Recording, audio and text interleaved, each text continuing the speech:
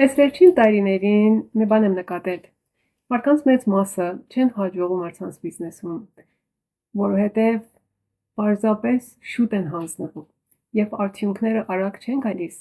Իրանք կասկածում են իրենց վրա եւ մտածում են, որ բիզնեսը իրանց համար չի։ Բայց նոր բիզնես սովորելը նմանում է մի հատ նոր լեզու սովորելու։ Սկզբում դանդաղ է գնում, ամեն ինչը անհասկանալի է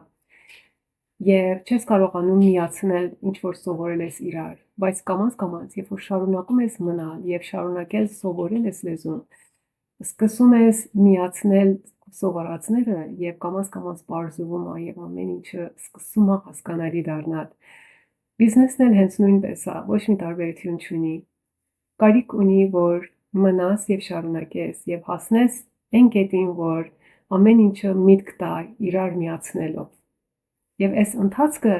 ուղղակի այն կարևոր ընթացքն է, որ ամեն մարդ կարիք ունի թիմի եւ կարիք ունի աջակցության։